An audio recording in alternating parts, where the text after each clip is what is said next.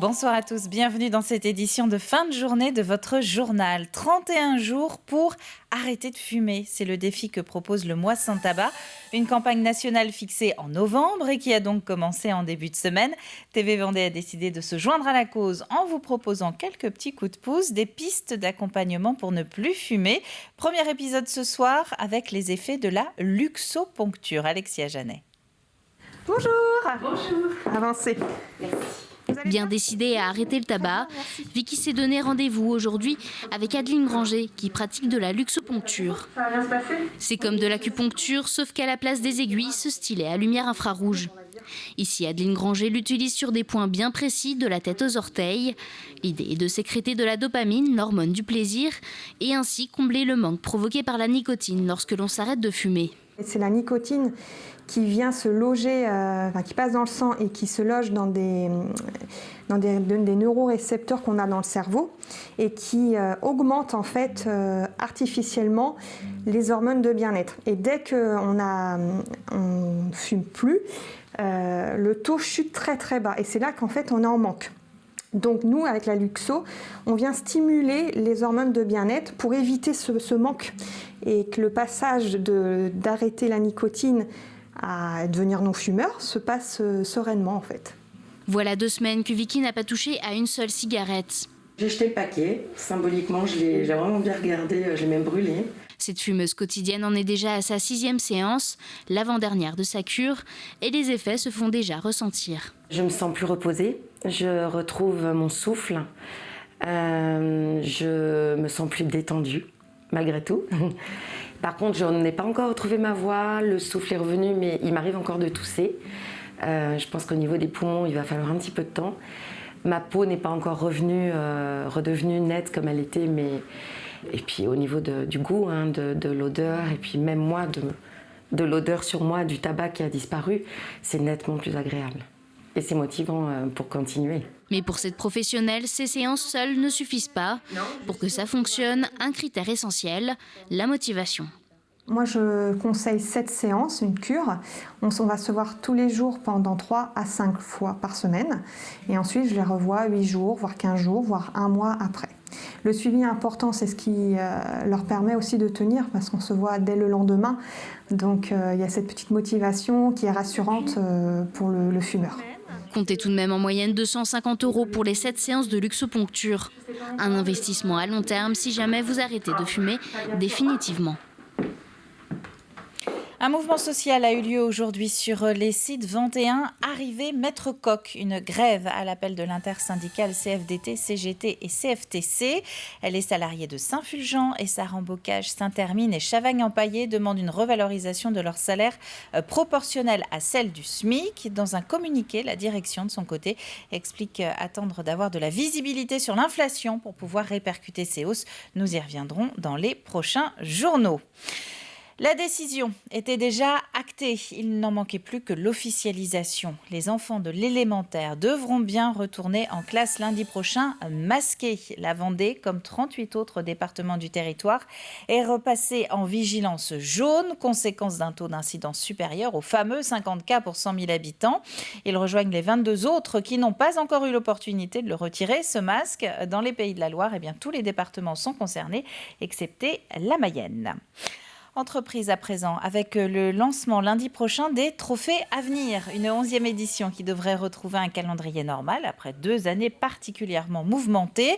Les Trophées Avenir, ce sont ces récompenses décernées à des créateurs ou des repreneurs d'entreprises en Vendée.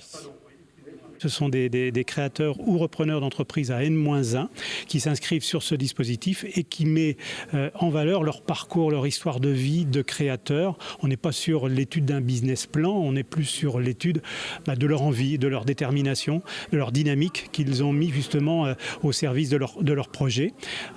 Dispositif qui entend tous les créateurs d'entreprises lors de soirées de jury. Ils ont des pitchs de 5-10 minutes devant un jury composé justement d'acteurs de la vie économique. Et ensuite, il y a 6 lauréats qui sont désignés dans différentes catégories et récompensés au cours d'une soirée. Et le dépôt des candidatures pour ces trophées à venir est possible jusqu'au 10 janvier. Ce milieu de semaine est également marqué par le retour des Jeudis de l'eau. 4 soirées thématiques organisées par le SPI Sèvres et Bocage à Sèvremont. 4 rendez-vous pour parler de cette ressource en évoquant le changement climatique, le stockage en hiver ou encore la gestion des eaux usées. Écoutez. De l'eau. L'objectif, c'est d'échanger sur différents enjeux sur la ressource en eau. Donc, on commence avec SOS Sèvres Nantaise, puisque le réalisateur Daniel Brenon nous invite à parcourir la Sèvre sur ses 142 km à travers de très belles images, découvrir la faune et la flore, et aussi et surtout, à travers ces rencontres avec les différents acteurs, les différents usagers de l'eau, il nous permet d'essayer de réfléchir un petit peu à ce qui se passe sur la ressource en eau et toutes les problématiques sur l'état des cours d'eau en Vendée et sur la Sèvre nantaise, et donc voir comment on peut faire pour un petit peu améliorer les choses. Un invité de la matinale que vous pouvez retrouver en intégralité sur tvvendée.fr, programme sur le site internet, lui, du CPIE Sèvres et Bocage. L'avenir se prépare avec les plus jeunes générations. Les Sables d'Olonne l'ont bien compris et ils ont donc décidé d'adhérer au passeport du civisme pour susciter en quelque sorte des vocations. L'idée, c'est d'apprendre à devenir un bon citoyen en participant à quelques temps forts du vivre ensemble. Pour y parvenir, la ville compte sur l'inspiration par l'exemple. Écoutez. On va essayer de s'appuyer sur les ambassadeurs du civisme aux Sables d'Olonne. Ces ambassadeurs, qui sont-ils ? Ce sont ceux qui donnent d'eux-mêmes, qui donnent de leur temps, de leur énergie pour les autres. Par exemple, les sauveteurs en mer. Par exemple, les anciens combattants qui honorent la mémoire de nos défunts au monument aux morts lors des cérémonies patriotiques. Par exemple, les directeurs et les cadres des maisons de retraite qui accompagnent nos aînés, les personnes les plus fragiles, dans le vieillissement.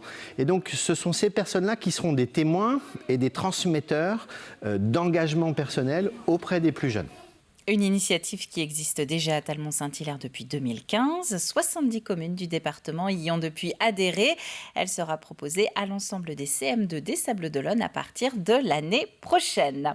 Il n'y a pas d'âge non plus pour participer à une chasse au trésor du côté de Montrévert. Les aînés, cette fois-ci, ont sillonné la commune en groupe pour essayer de résoudre épreuves et énigmes. Au-delà du jeu de piste, vous allez voir que l'objectif était surtout de se retrouver. Pierre Dalicieux.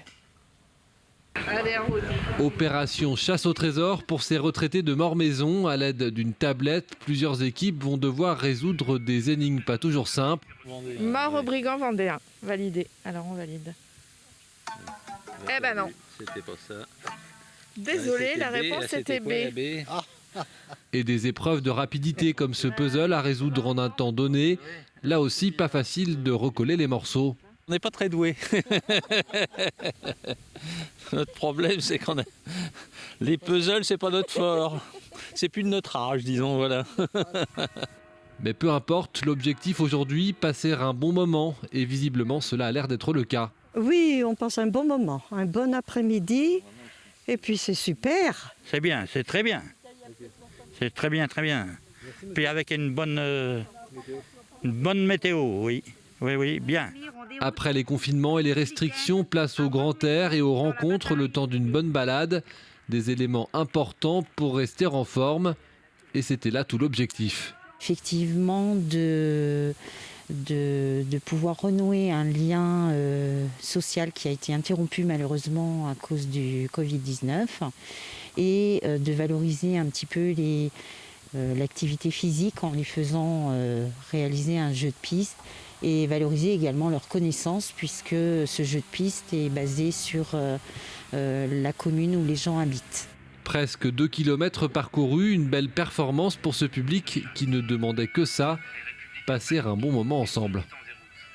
Et si le puzzle n'est pas votre fort non plus, peut-être préférez-vous aller vous promener dimanche sur le remblai des Sables d'Olonne à la découverte de voitures de collection.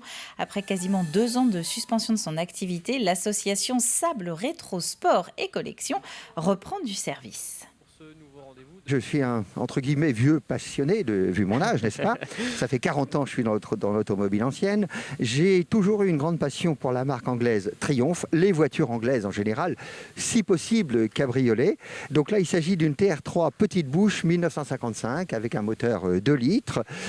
Moi, je roule à l'anglaise, c'est-à-dire sans pare-brise, sans rien, même quand il fait un temps moyen, mais il est possible de mettre pare-brise, capote, etc., etc. Maintenant, nous, si vous voulez, on a parlé de cette voiture, mais nous aimons beaucoup aussi tous les véhicules de plus de 30 ans, je veux dire par là, les berlines, les cabriolets, les coupés, les breaks. On a un phénomène avec les jeunes qui arrivent, si vous voulez, aujourd'hui, avec des voitures plus modestes mais très sympas qui sont histoire de l'automobile. Et je mentionne par exemple la Renault 4, qui est une voiture maintenant de collection. Et on voit des tout jeunes qui ont une énorme passion. Et pour nous, les plus anciens, c'est vraiment très très agréable, si vous voulez, de voir qu'il y a continuité.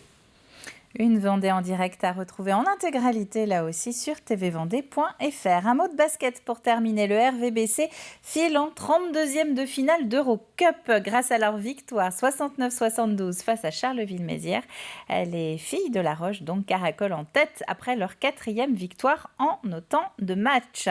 Il reste quelques secondes pour jeter un œil à la carte de la météo de ce vendredi après-midi. Regardez, une fin de semaine qui va commencer sous le soleil pour l'intégralité du territoire. À noter cependant des températures 11-12 degrés dans les terres au plus chaud. Même température sur la côte. C'est la fin de ce journal. Merci à vous de l'avoir suivi. Le prochain rendez-vous avec l'actu vendéenne, eh bien, c'est demain matin dès 7h dans la matinale en direct. Et c'est avec Alexandre Debray. Très bonne soirée à vous tous. On se retrouve demain.